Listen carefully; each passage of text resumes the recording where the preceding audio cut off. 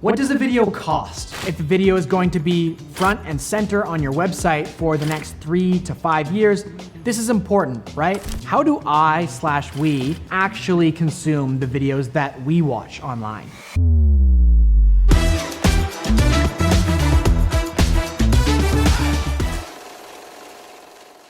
In his book, The Business of Expertise, David C. Baker, who I discovered through the incredible Chris Do at The Future, has an exercise that he calls Drop and Give Me 20, in which he encourages the owners of creative firms to be ready at any time to drop 20 expert insights from their field. I'm a big fan of the book and of David's work, so I went through the exercise myself and I wanted to share what I came up with. So, as of January 2024, I'm timestamping this because this stuff changes so damn fast. Here are 20 of the most important insights that I've gained over 8 years working in video production and through building a production company that has worked with some of the largest organizations and brands in Canada and around the world. First up, counter to the trend of shorter and shorter and shorter content, people will still watch long videos if your content is great. Understandably, everyone is fixated on the idea that our attention spans have been destroyed by social media and that people will only watch like an 8-second TikTok video. And there's definitely an element of truth to this, but remember, people are also listening to hour-long and even up to 3-hour podcasts by folks like Andrew Huberman, Lex Friedman, or Joe Rogan, and many more. The lesson here, if you create compelling, entertaining, helpful, or informative content, or maybe in someone like Joe Rogan's case, all of the above, and polarizing, people will watch. I recently shared a 9-minute video on LinkedIn about how companies can create in-house content using iPhones, and I was worried that it might be too long since people are just scrolling their feed and might not want to watch a video of this length, but when I looked at the analytics, it got over 2,200 minutes of viewership, which means over 37 hours of people watching this video. I'm not saying create all long-form content, but it's not as simple as just making 8-second clips and forgetting the rest. Speaking of iPhones, number 2, iPhone content is often good enough and is honestly sometimes better than highly polished professional content. Too many individuals and companies fail to create content because they think it always needs to be absolutely perfect and of super, super high visual quality. Yes, if you're a global consulting or architecture firm, you probably want your content to have a high level of polish. But even large organizations like these have a real opportunity right now to humanize their brand by creating authentic content shot on iPhone. The biggest brands in the world know this already. We've been hired by clients like Puma, for example, to capture iPhone content on massive sets with celebrities and big, huge cameras because they know that this more authentic feel will resonate with their audience. Again, I created a whole no BS video guide to creating in-house iPhone content where I shared a number of tips on camera settings, framing, and other best practices, and I'll put the link in the description to this video. This can be easy, quick, and inexpensive, so there's no excuse to not take advantage of this. Number 3, always start by getting a clear understanding of your goals and desired outcomes. Are you trying to increase sales, brand awareness, brand affinity? Folks often start with the length of the video. They say, we want a 1-minute video that does XX. Or they start with the style and they're like, we want a really inspiring and heartfelt TV ad. But what's happening here is they're skipping a step and jumping ahead before they've asked some of the most crucial questions. Start by asking what you want your audience and viewers to think, feel, and/or do when they watch your video. Maybe you want them to think, wow, these guys are really polished and reputable, so you know that you want the video to be highly professional. Maybe you want to include some testimonials, samples of strong case studies, or logos of high-profile clients that you've worked with. If you want them to feel excited and inspired, that's probably going to inform the length and the pacing or the music and tone of the video, among other things.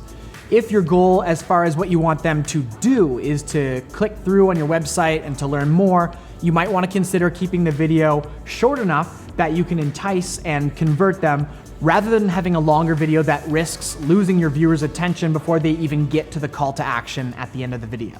Number 4, video helps boost your SEO strategy. If your business is trying to rank higher on Google, video can be a huge tool to boost your SEO strategy. Google's actual search ranking algorithm is proprietary and not made public, but it is well documented by industry experts that embedded video links will boost a page's search ranking. Especially if it's a YouTube link, because Google owns YouTube and they of course want to keep you on their own platforms.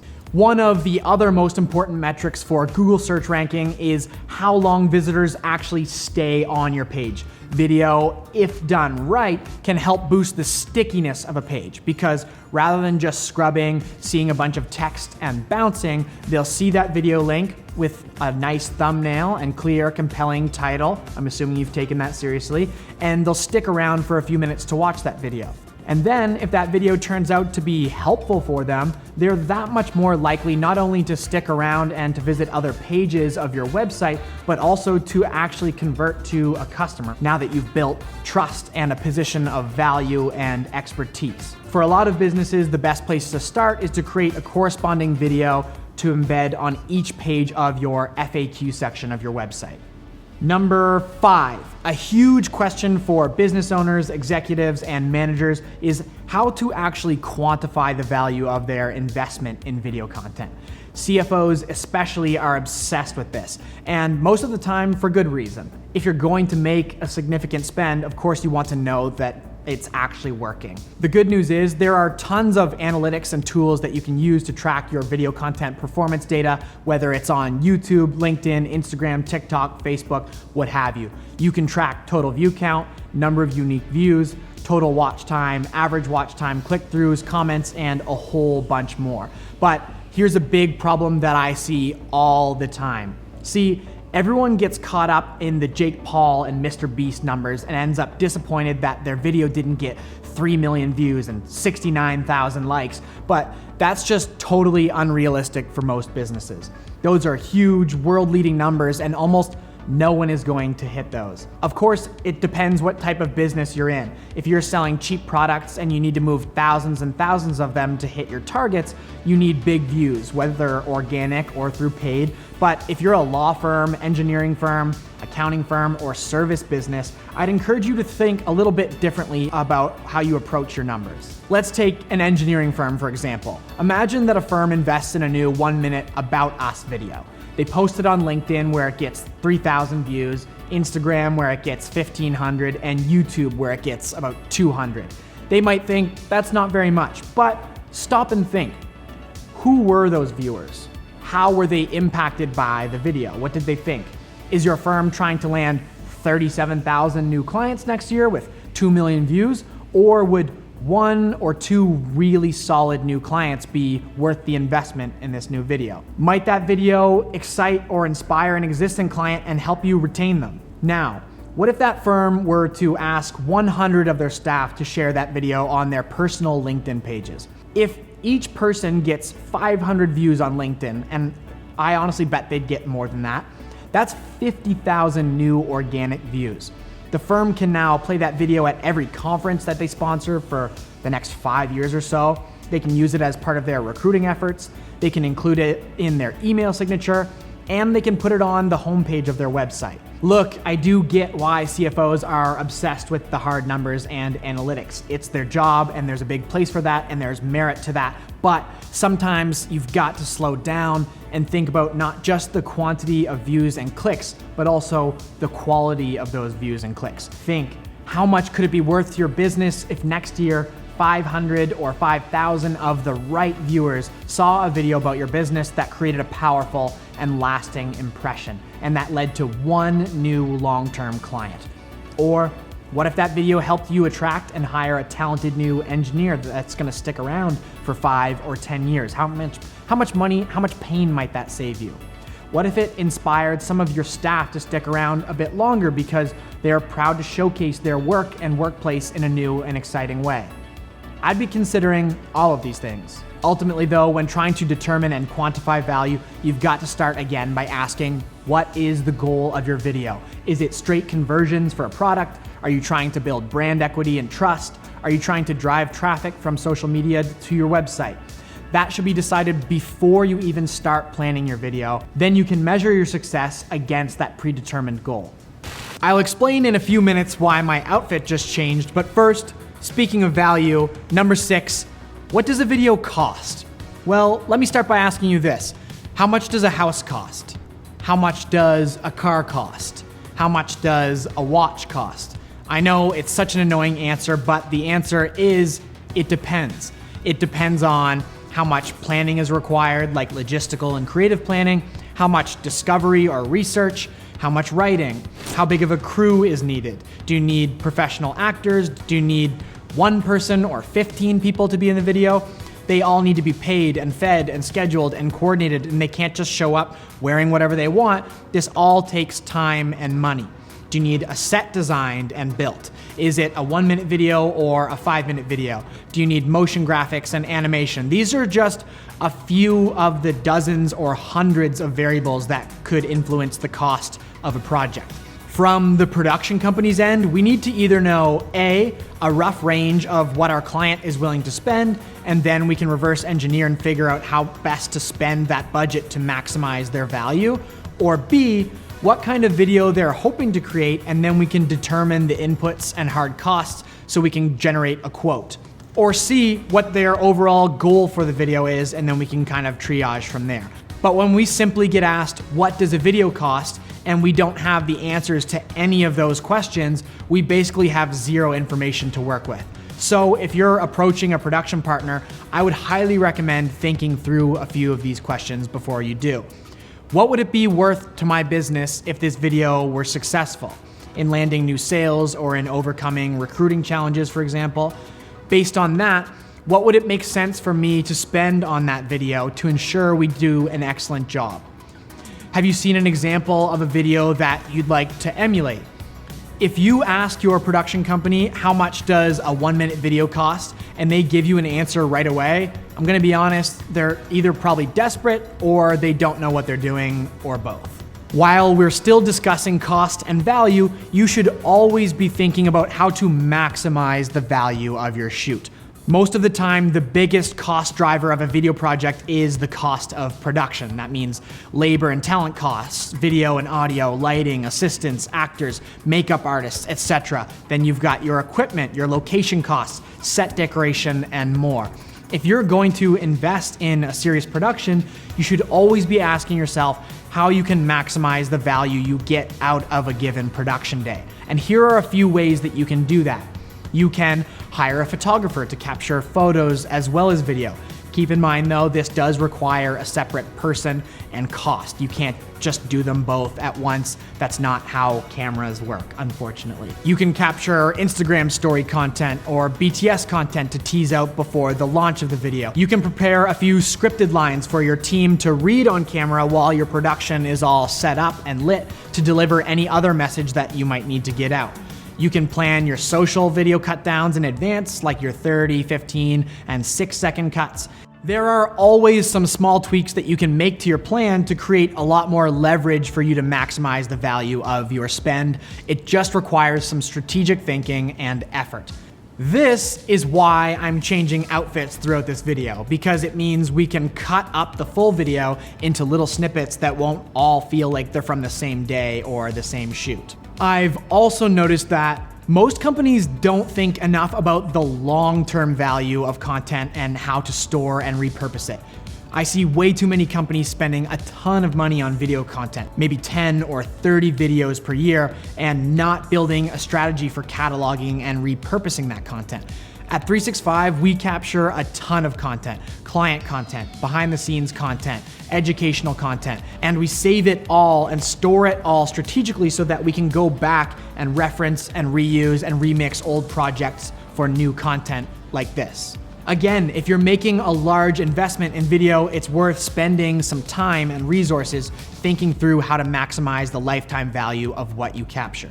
Number 9. Make sure that you understand the most common video orientations and what their advantages and limitations are before you shoot.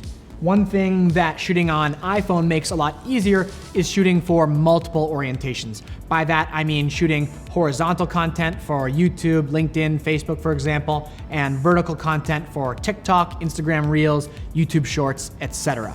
Working in this industry, I find myself constantly reminded that not everyone understands video orientations and how to communicate them properly. To put it as simply as possible, the most common are horizontal, aka landscape or 16:9, vertical, aka portrait or 9:16, and then square or 1:1. You can shoot for horizontal and then crop vertical, but you can't really do it the other way around unless you do this. This is also why you end up seeing video that looks like this.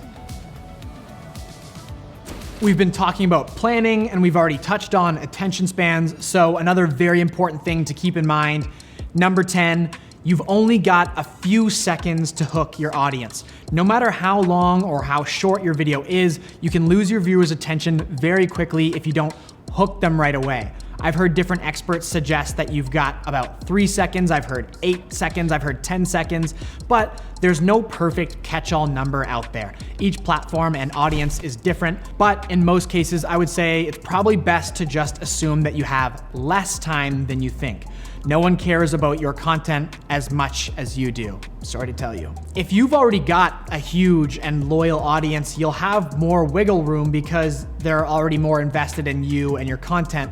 But if you're still just getting started and trying to win over new viewers, you've got to work hard because you're competing with the entire rest of the internet for viewership and attention. Okay, number 11. Building on that idea of competing for attention, don't go through all the work of creating a killer video only to drop the ball on thumbnails and titles. Every platform has its own set of best practices for thumbnails and titles, and they're changing all the time, so you've either got to do your research to understand and keep up, or you've got to hire someone who knows their stuff.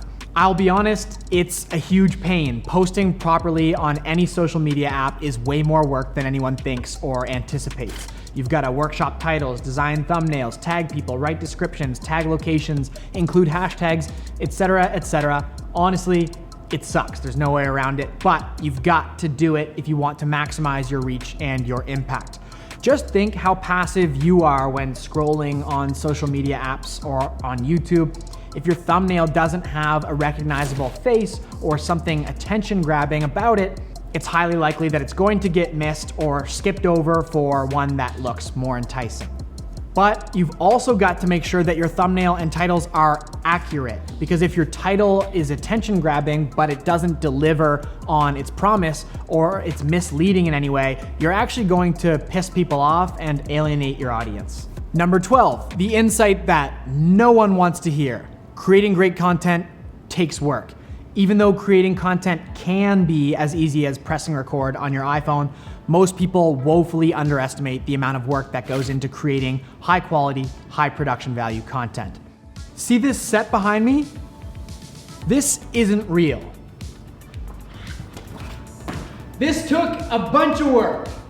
For example, here's a video that shows how much work went into capturing one single 3.5 second shot for a TV ad, including writing and creative planning, casting and location scouting, set decoration and props, lighting, video capture and direction of talent, and more. Again, I'll put the link to the full video in the description. Okay, 2 more painful insights that no one wants to hear coming up. Number 13, you should really try to get the right people, and by that I mean decision makers and key stakeholders involved in the process as early as possible. I've worked on a lot of projects, too many projects, where weeks of work go into planning, then an executive shows up on the production, or even worse, in the post-production process with a bunch of brand new ideas that are pretty much impossible to achieve at that point. Don't get me wrong, I get it. I run a business. I know folks have a lot of other priorities, and I also know that new ideas do come up. It happens to me too. But if the video is going to be front and center on your website for the next 3 to 5 years, this is important, right? 30 focused minutes from the CEO or whoever is making the final calls in the discovery phase when determining priorities and high-level vision, and then in the post-production phase when approving final concepts goes a long way. And number 14, speaking on camera is really hard for most people, like 99% of people. And just act natural, honestly, is usually terrible advice. I'll often say to our clients when coaching them for their on-camera performance, if it feels comfortable or natural, you're probably doing it wrong. This doesn't feel incredibly natural or comfortable for me right now. I have a ton of practice, but the way that I'm projecting my voice, the way that I'm moving my hands, the way that I'm staying so animated is not natural. This isn't how I speak in regular conversation. But from my experience, the camera takes away a lot of the energy that you present, so you kind of have to go overboard with the way that you present on camera. Folks on set will often say to someone struggling on camera, just act natural, thinking that that's going to help, but having conducted hundreds of interviews and also having spoken on camera hundreds of times, this really doesn't help, unfortunately. It's not natural, it is a performance. I've lost count of how many times a client has told me how their CEO or their sales superstar are going to nail it on camera because they're charismatic or they're a great public speaker, only to have that individual come in and completely freeze up and clam up once in front of the camera. The thing is, talking to a camera is totally different than public speaking. When giving a public talk, we're taught to remain calm and confident when we make mistakes, to use pauses, and we have lots of space for long-winded and detailed storytelling because our audience are stuck in their chairs and they aren't going anywhere. When speaking on camera, especially for short videos of 1 to 3 minutes, the expectation is that our speech is essentially perfect in the final take. Saying a word kind of funny, saying or like isn't a big deal in a 30-minute talk, but it really doesn't play well in a 1-minute hero video on your website, unfortunately. When speaking to camera, if you make a small mistake, you've usually got to go back and make sure that you get the whole take clean. When you're limited to, say, 150 words, you don't want to waste time with pauses or any extraneous or redundant language. The irony of me saying both extraneous and redundant is not lost on me. I know they kind of mean the same thing, but I'm allowed to do that because this is a long video. Teleprompters can help, but using them effectively is still a skill. And when used poorly, it is obvious that you're reading off of a script. So the best plan is to prepare properly and have your people practice before showing up. Number 15, planning your video script.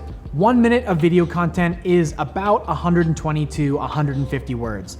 This rule of thumb can be really helpful in figuring out how much you can actually say in a given video.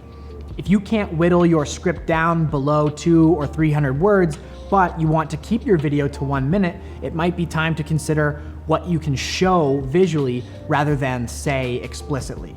For example, rather than saying that your company is innovative and forward-thinking, might you be able to demonstrate that with a few B-roll clips of your team working? Could you communicate that through the quality and creativity of the video itself? Showing is often more impactful than telling anyway.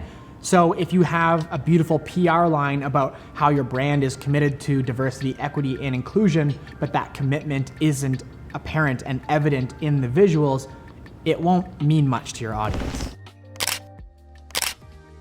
All right, outfit number 4 for number 16. If you're hiring true pros, you should be leaving at least some decisions up to them.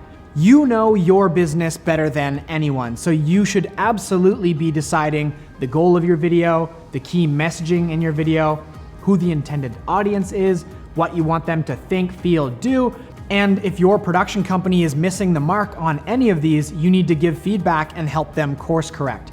But if you're to ask yourself honestly, are you an expert in film or in design, video content, or marketing, or do you at least have adept taste in these fields?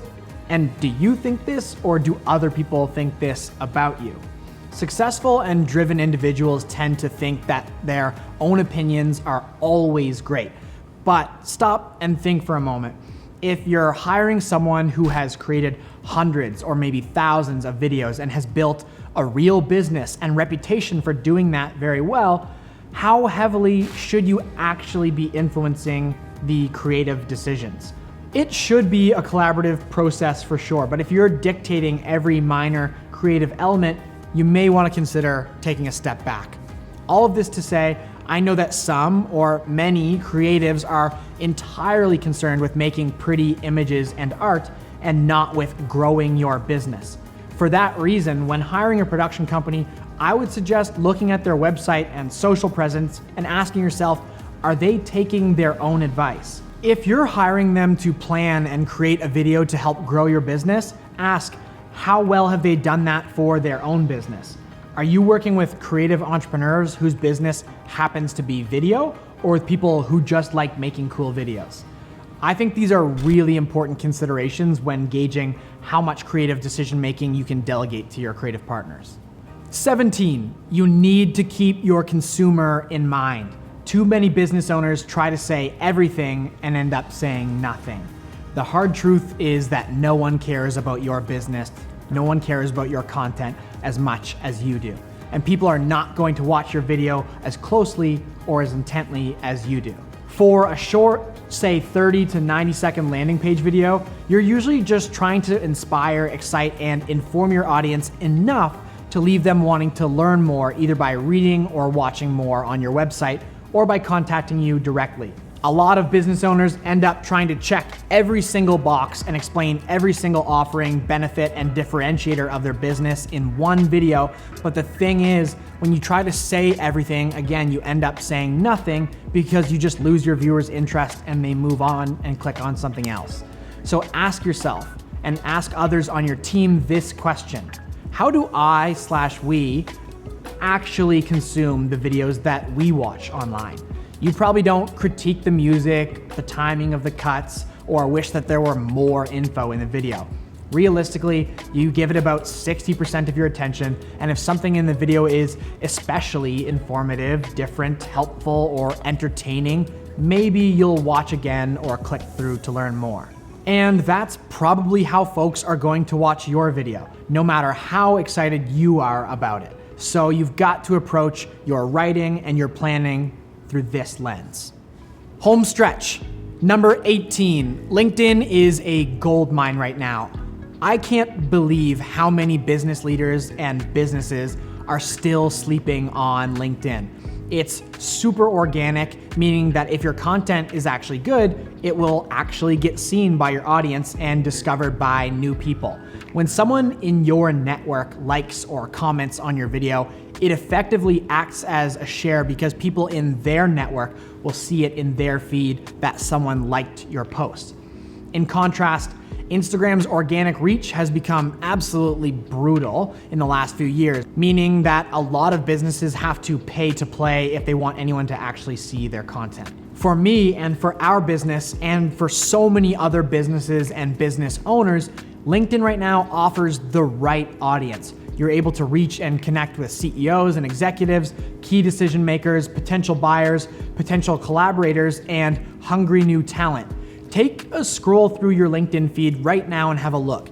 There's not much competition. Most folks aren't posting, and most people who are sharing unimaginative, uninspiring content. If you can manage to share entertaining, informative, interesting content in your space right now, you can stand out immediately in a huge way. And people tend to think of LinkedIn as purely traditional professional content, but I'm finding that there's an appetite for a range of content.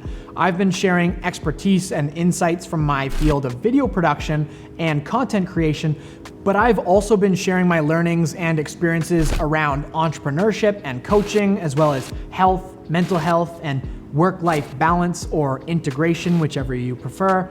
And I've found it really fun and really fruitful. I've received a lot of meaningful feedback, and I'm establishing a ton of new, genuine connections, many of which are turning into new and excellent business relationships. This platform works. If you're in B2B or professional services and you're not taking LinkedIn seriously, you are missing a massive opportunity and you will regret it. This opportunity won't last forever. get on it. Number 19, remember the spotlight effect. So the spotlight effect refers to the tendency of individuals, especially self-obsessed business owners, artists, and entrepreneurs like me, to overestimate the amount of attention that others are paying to them and their lives, offline and online. This can end up having all sorts of negative implications. First of all, it stops a lot of people from creating and sharing content in the first place out of fear of judgment. It causes business owners to think that others are just as invested in their company as they are, and to think that folks already know who they are, what they do, and what they're all about, when in reality, even their closest friends probably barely understand what it is that they do. It also stops people from resharing old content because they think that everyone knows that they already shared it, when really they either didn't notice or they don't care because you're just one of a gazillion people sharing stuff online.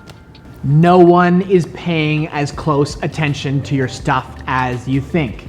They're paying attention to mine because I'm special.